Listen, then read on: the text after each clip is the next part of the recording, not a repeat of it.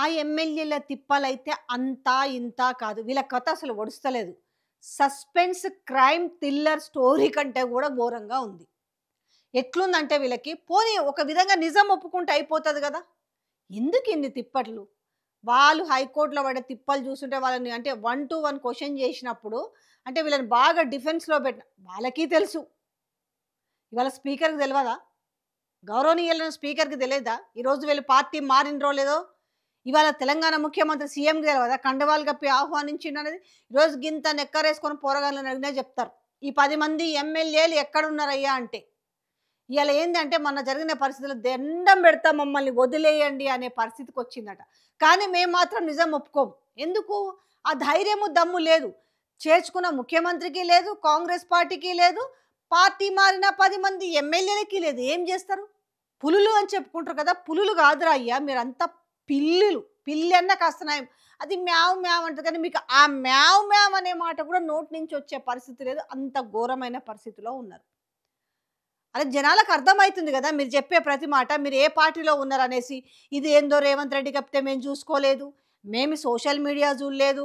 కార్యకర్తలు వాళ్ళే కండువాలు తెచ్చుకున్నారు. మేము బీఆర్ఎస్‌లోనే ఉన్నాము. మేమేదో ఢిల్లీ అభివృద్ధి పనుల మీద సీఎంని గలవాలంటే ఆయన ఢిల్లీ రమ్మన్నాడు. సో, మరి అక్కడ వాళ్ళెందుకున్నారయ్యా? ఖర్గే లాంటి వాళ్ళెందుకున్నారయ్యా? అనంటే దీపాదాస్ మున్షి లాంటి ఎందుకున్నారు అనంటే దానికేమో మాకు సంబంధం లేదు. ఇట్లాంటి దరిద్రమైన కళ్ళబొల్లి కబుర్లు చెప్పుకుంటూ కాలం గడిపారు. కానీ లోపట మాత్రం ఒక భయం. మనిషికి ఒక మనసాక్షి ఉంటది గానీ, ఛీ! మా బతుకేందిరా నాయనా అని కనీసం వాళ్ళ లోపట అనుకోని ఉంటారు. కానీ బయటికి మాత్రం జనాలు ఒక వైపున మొఖాన ఉమ్మేస్తున్నా సరే, మేము మాత్రం నిస్సిగ్గుగా అబద్ధమే చెప్తాము. ఇంకెట్లుందంటే వాళ్ళు బయటకొచ్చి ఎట్లుందంటే, దేవుడా! ఇంక మమ్మల్ని వదిలేయుర్రా నాయనా అనే కాడికొచ్చి దండం పెడతాం మీకు. ప్లీజ్ మమ్మల్ని వదిలేయండి అని వేడుకుంటున్న పరిస్థితట. పార్టీ మారేటప్పుడే ఒకసారి ఏముంటదిలే మనం చట్టాలదేముంది. మన చేతిలో ముఖ్యమంత్రి ఉన్నాడు గదా! మనల్ని ముఖ్యమంత్రే జాయిన్ చేసుకున్నాడు గదా! ఏమైతది?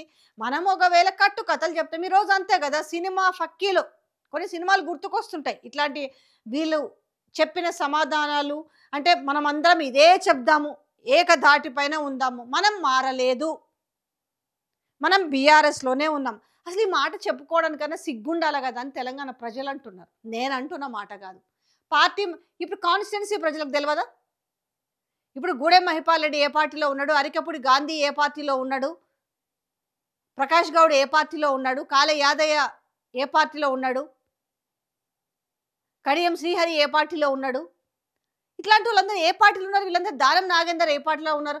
అది గింతనన్న దానం నాగేందర్ అయితే బాజాప్తా కాంగ్రెస్ పార్టీ బీఫామ్ తీసుకొని ఎంపీ అభ్యర్థిగా పోటీ చేసిన కదా ఇంకా అబద్ధాలు చెప్తున్నారు. మళ్ళీ ఏమనంటే ప్లీజ్ మమ్మల్ని ఇడిచిపెట్టండి అనేసి వేడుకుంటున్న పరిస్థితి అంటే నిజంగా ఇవాళ తెలంగాణ ప్రజలు ఆలోచించాలి.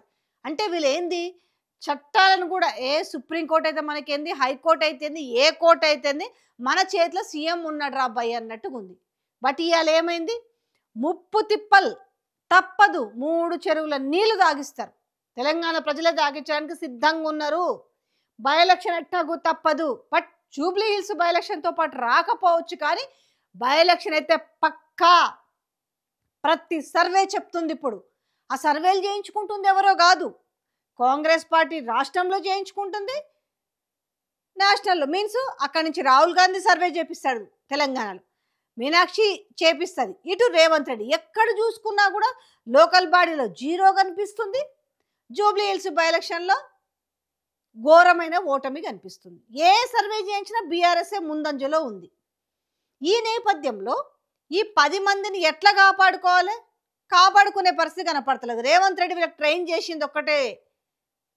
ఏంటంటే అందరూ ఒకే మాట మీద నిలబడండి. అంటే అబద్ధం ఆడితే నువ్వొకటి చెప్తే కష్టమవుతుంది కాబట్టి 10 మందిని కూర్చోబెట్టి ట్రైన్ చేసి ఎప్పుడెప్పుడు ఎవరైతే పోతారో అది స్పీకర్ ముందుకు పోయినా, కోర్టుల ముందుకు పోయినా, జడ్జిల ముందుకు పోయినా, ఏడికి పోయినా మీరందరూ కూడా ఏకతాటి పైన నిలబడాలి. నేను కండువాలు కప్పిన మాట వాస్తవమే కానీ అవి కాంగ్రెస్ కండువాలు కావని చెప్పాలి. మర్యాదపూర్వకంగా గుడికి సంబంధించిన కండువాలు కప్పిండని చెప్పాలి. ఎందుకయ్యా మీరు ఢిల్లీ ఎందుకు పోయిరయ్యా అనేసి ఒకరిద్దరిని ప్రశ్నించినప్పుడు అది మేము అభివృద్ధి పనుల కోసము ముఖ్యమంత్రికి అపాయింట్మెంట్ అడిగితే నేను ఇక్కడ ఉండలేను కాబట్టి మీరు ఢిల్లీ వచ్చి కలవండి అని చెప్పండి. మీ పక్కన దీపాదాస్ మున్షిను అప్పట్లో ఆమె కదా ఏఎస్ఐ ఇన్ఛార్జ్ అయ్యేది, మీనాక్షి నటరాజన్ ప్లేస్‌లో దీపాదాస్ మున్షి.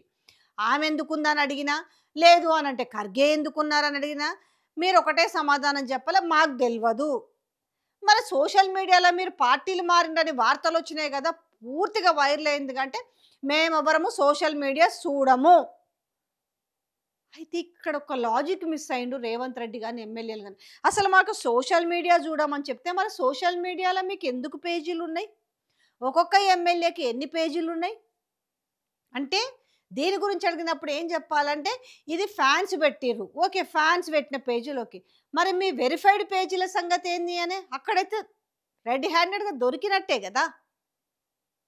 సో, ఇట్లా ఎట్లుండ్రంటే వాళ్ళని ప్రశ్నలు సంధిస్తుంటే సమాధానాలు చెప్పకుండా దయచేసి మీ కాళ్ళు మొక్కుతాం, దండం పెడతాం, మమ్మల్ని ఇడిచిపెట్టండి అనే పరిస్థితికొచ్చిందట.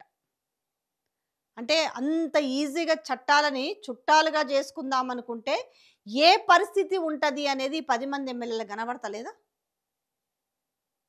మాకు తెలవది. మరి మీకు తెలవదు, సోషల్ మీడియానే తెలవదు అన్నప్పుడు, మరి ఏమో మాకు తెలవదు వాళ్ళెవరో చేసిర్రు. ఎందుకు వాళ్ళ మీద మీ మీద మరి మీరు పార్టీ మారినంటే మాలాంటోళ్ళు ఎన్నో పుంఖాలుగా వీడియో ఉన్నాయి. ఈ 10 మంది అనర్హత వేటు పడిన ఎమ్మెల్యేల విషయంలో.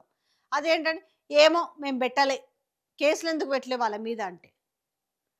ఎంత దారుణమని మనం తిప్పి తిప్పి ఎక్కడ చెప్పినా వీళ్ళు ఆ సదరు వాళ్ళ కాన్స్టిట్యున్సీలకు వెళ్ళి మేము బీఆర్ఎస్ పార్టీలోనే ఉన్నాము, మేము కాంగ్రెస్‌లో చేరలేదని వీళ్ళు పబ్లిక్‌గా ఇవన్నీ ఇప్పుడు సుప్రీంకోర్టు లేకపోతే హైకోర్టు కావచ్చు, స్పీకర్ ఈ 3 విషయాలు ఒకసారి పక్కన పెడదాం. చాలా అత్యద్భుతంగా అబద్ధాలు ఆడుతున్నారు గదా! మరి ఇదే ఆయా కాన్స్టిట్యున్సీల ప్రజల దగ్గరికి వెళ్ళి మేము బీఆర్ఎస్ పార్టీలోనే ఉన్నామని చెప్పే దమ్ము ఈ 10 మంది ఎమ్మెల్యేల్లో ఒక్కరికన్నా ఉందా? అసలు మీరు పొయ్యి వాళ్ళ మధ్యలో నిలబడే వాళ్ళ ఎదురుగా కళ్ళు పెట్టి చూసే పరిస్థితి మీకుందా? గింతింత పోరలు కూడా దేంతో కొడతారో తెలవదు ఆ మాట అంటే. మేము బీఆర్ఎస్‌లోనే ఉన్నామంటే. దేనికి 10 మంది ఎందుకు చేరిండ్రు? అన్‌కండిషనల్‌గా చేరిండ్రా? కండిషనల్‌గా చేరిండ్రా? ఎవరి లాభాల కోసం చేరిండ్రో ఇప్పుడు లుక్ లైక్ కొంతమంది చూస్తలేమో ఇప్పుడు హైదరాబాద్‌లో ఉన్న ఇప్పుడు సపోజు రాజేంద్ర నగర్ ఎమ్మెల్యే ప్రకాష్ గౌడ్ దేనికి చేరిండో తెలుసు. ఎలాంటి రియల్ ఎస్టేట్లు ఉంటాయి, తర్వాత కన్‌స్ట్రక్షన్ ఫీల్డ్ ఎలా ఉంటుంది, ఆ! బిల్డర్ల దగ్గర నుంచి ఏం తీసుకోవచ్చు, స్క్వేర్ ఫీట్‌కి ఎంత తీసుకోవచ్చు, ఇవన్నీ తెలిసిన చిట్టా. దాని తర్వాత పటాన్ చెరువులో ఎలాంటి దందాలు నడుస్తాయో తెలుసు. షేర్లింగంపల్లి, అరకపూడి గాంధీది ఆల్రెడీ నేను కొనుక్కున్న భూమి 11 ఎకరాలు, 15 ఎకరాల ప్రభుత్వ భూమి విషయంలో జరుగుతుంటే, ఒకవైపు ఏమో నా కాంపౌండ్ వాళ్ళు కూడా ఎట్లా కూలగొడతారు, నేను కొనుక్కున్నా అంటాడు. అది ప్రభుత్వ భూమని హైడ్రా రంగనాథ్ అంటాడు. సో, ఇట్లాంటి దందాలన్నీ చేసుకుంటూ ఏడన్నా ఒక్క పేద ప్రజలు, పేదోడు ఎక్కడన్నా ఒక గింత, ఒక్క సెంటు జాగా ఆక్యుపై చేసుకున్నా కూడా వచ్చేసి రాత్రులు లేపేస్తారు. ఎకరాల భూమిని మింగేస్తున్నా కూడా ఎందుకు సైలెంట్? ఎందుకంటే వీళ్ళు కాంగ్రెస్ పార్టీలో ఉన్నారు కాబట్టి. సో, ఇంత తెలుసు ప్రజలకి. కానీ ఈ 10 మంది ఎమ్మెల్యేలకు ఏ రకమైన శిక్ష అనేది అది ప్రజాకోర్టులోని న్యాయస్థానంలో తేలే అవకాశం ఏమో గానీ అది ప్రజాకోర్టులోనే తేలాల్సిన అవసరం ఎంతైనా ఉందని వాళ్ళు బుకాయిస్తున్న మాటలను బట్టి ఆ సిట్యుయేషన్‌ని అర్థం చేసుకోవచ్చు.